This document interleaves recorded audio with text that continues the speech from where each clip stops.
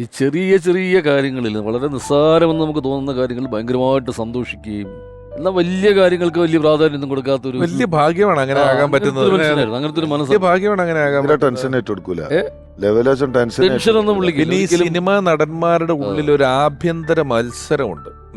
അതൊക്കെ കൊണ്ട് ഇല്ലെന്നൊക്കെ പറഞ്ഞാലും ആരോഗ്യകരമായതും ആരോഗ്യകരമല്ലാത്തതുമായ ഒരു ഒതുക്കലും വളരലും പോലെ അവനവന്റെ നിലനിൽപ്പിന് മാമുക്കൊക്കെ ഞാൻ ഏതെങ്കിലും ഒരു കാലത്ത് സിനിമയിൽ ഇല്ലാതാവണമെന്നോ ഫീൽഡ് ഔട്ടാണെന്നോ ഇത് നന്നായി ചെയ്തിട്ട് എനിക്ക് അടുത്ത പടം കിട്ടണമെന്നോ അങ്ങനെയൊന്നും ഉള്ള ആ സ്വിച്ചുകളൊക്കെ ഓഫാക്കിയിട്ടുള്ള ഒരാളായിട്ടാണ് നമുക്ക് വർത്താനം പറയുമ്പോ തോന്നുന്നത് അല്ലേ?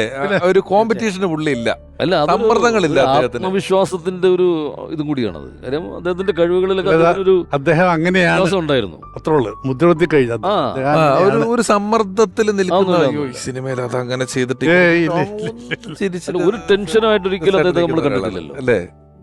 മറ്റേ ഒരു കള്ളനും പോലീസും തന്നെ ഒരു സിനിമ ഉണ്ട്. മഹാറാണിന്റെ ഉള്ളിലൊരു ലോഞ്ചുണ്ട്, ഒരു പുൽത്തകിടിന്റെ പണ്ട് ഇപ്പൊ ബാറാക്കി. അപ്പൊ കള്ളനും പോലീസും എന്ന് പറഞ്ഞ സിനിമയില് പപ്പേട്ടന് ഒടുവിലുണ്ണി കൃഷ്ണന് സെന്റ് ഓഫ് കൊടുക്കുക. അപ്പൊ ഉപ്പയും പപ്പേട്ടനും പോലീസുകാരാ. പപ്പേട്ടൻ പ്രസംഗിക്കുന്നുണ്ട്, ഉപ്പയുണ്ട് കൂടെ, രണ്ടാളൊന്നും പ്രസംഗിക്കണ. അപ്പൊ ഈ ആക്ഷന്റെയും കട്ടിന്റെ ഇടയിൽ പഠിച്ചോണ്ട് നമ്മള് മാത്രമുള്ള ഒരു സാധനം ഉണ്ടല്ലോ. ആക്ഷൻ പറഞ്ഞ് കട്ടാണിന്റെ ഇടയ്ക്ക് വേറെ ആള് സഹായിക്കാനില്ല, ആ കൈക്ക് വരാന്നൊക്കെ പറഞ്ഞ സാധനോ. അങ്ങനെ ഒരു സാധനേ ഇല്ല എന്ന് പപ്പേട്ടനാ പറയാ. പപ്പേട്ടൻ കരിയ പപ്പ ഇങ്ങനെ മൂക്കുന്നാക്കി തുടക്കും. പപ്പേട്ടന്റെ മൊത്തം ഇങ്ങോട്ട് ഇങ്ങോട്ടൊക്കെ തുടക്കാനൊക്കെ ഉണ്ട്. സെന്റ് ഓഫ് കൊടുക്കുമ്പോ കരിഞ്ഞു പോവാ. അപ്പൊ ശശിയേട്ടനായി കട്ട് പറഞ്ഞപ്പോഴും പപ്പേട്ടൻ നിർത്തുന്നില്ല കരിച്ചില്. അപ്പൊ പപ്പ പറഞ്ഞു പപ്പേട്ട അത് ഈ കട്ട് പറഞ്ഞിക്കണെന്ന്. അതിന് എനിക്ക് കരിച്ചില് നിക്കണ്ടേ, ഞാനെന്താ ചെയ്യാ? പപ്പേട്ട കരിയല്ലേ, പപ്പേട്ട കരിച്ചില് നിർത്തില്ല അത്. അപ്പൊ ഈ ആക്ഷന്റെ കട്ടിന്റെ ഇടയിൽ അങ്ങനത്തെ ഒരു സാധനം ഉണ്ടോ പപ്പേട്ടന്റെ അടുത്തൊക്കെ? എന്തൊരു ജാതി ആർട്ടിസ്റ്റാ ദുനിയാവില് വേറെ ആരെങ്കിലും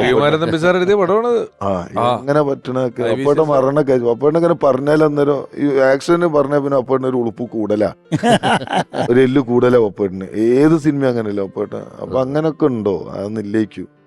എന്നോട് പേര് പറഞ്ഞ അങ്ങനത്തിന്. ഇത് ഹരിനാരായണേട്ടന്റെ സിനിമ. അപ്പൊ ഷൊർണൂരുള്ള നേരത്തെ ഇതൊക്കെ ചെയ്ത് ക്ലീ നസ്രിയ തിരിഞ്ഞു നോക്കിയെന്ന പടത്തിന്റെ പേര്. അപ്പൊ എന്നോട് പറഞ്ഞു ഞാനായിട്ട് ഇങ്ങനെ ഇപ്പന്റെ ഒക്കെ മാതിരി. അപ്പൊ 1-2 സാധനമൊക്കെ പോലും പറഞ്ഞപ്പോ അവർക്ക് ഇപ്പന്റെ മാതിരി തോന്നി. പിന്നെ എന്നോട് പറഞ്ഞാൽ ഇപ്പന്റെ ഈ തഗ്ഗൊക്കെ സാധാരണ ഇപ്പൊ മരിച്ചതിന്റെ സാധനം കാണില്ല. പിന്നെ അത് കണ്ടാൽ മതി എന്നുള്ള മാതിരിയായി ഇപ്പൊ ഞാൻ. എന്ത് ചെയ്യാൻ കഴിയില്ല, ചെയ്യണതൊക്കെ അങ്ങനെ ആയിപ്പോവും. മറ്റേ പാമ്പിനെ മറ്റേ പരമശിവ പാമ്പിനെ കയത്തിലിട്ട് ആള് പാമ്പിന്റെ പുറത്തക്കാരനായിട്ടാണെന്ന് വെച്ച മാതിരി എന്തു പറഞ്ഞാലും ഇപ്പൊ പറഞ്ഞിക്കണ്. നമ്മൾ ഈ ഒരാളെ ചതിക്കുക, പറ്റിക്കുക, ചീറ്റ് ചെയ്യുക അങ്ങനെയൊക്കെ ചെയ്യുന്നവരോട് നമുക്കൊരു ദേഷ്യം തോന്നില്ലേ? ജീവിതത്തിൽ നമുക്ക് അങ്ങനെ ദേഷ്യം തോന്നും. പക്ഷെ ഇപ്പൊ നാടോടിക്കാറ്റില് ദാസനെയും വിജയനെയും വല്ലാതെ പറ്റിക്കുന്ന ഒരു മനുഷ്യനാണ് ഈ ഗഫൂർ എന്ന് പറയുന്നത്. കാലിഫോർണിയയിലേക്ക് ചരക്കെടുക്കാൻ പോണ ഉരുവാണ്. നിങ്ങൾക്ക് വേണ്ടി നമ്മളെ ദുബായ് കടപ്പുറം വഴി തിരിച്ചുവിടാന്നൊക്കെ പറഞ്ഞിട്ട് പറ്റിച്ചുകൊണ്ട് ദുബായ് എന്ന് പറഞ്ഞിട്ട് ഇറക്കുന്ന. പക്ഷെ ആ ഒരു ക്യാരക്ടറിനോട് നമുക്ക് ഭയങ്കര ഇഷ്ടം തോന്നിപ്പോവും. അല്ല അയാള് അതായത് ഈ സിനിമ നമ്മൾ ആദ്യം കണ്ടപ്പോ ഇയാള് പറ്റിച്ചു, ഇവര് അങ്ങനെയായി. നമ്മൾ ഇപ്പോൾ കാണുമ്പോ നമുക്കൊരു ദേഷ്യം വിടുന്നത് ദുബായ്ക്കല്ല ചെന്നൈക്കാന്നുള്ള ബോധ്യമുണ്ടല്ലോ.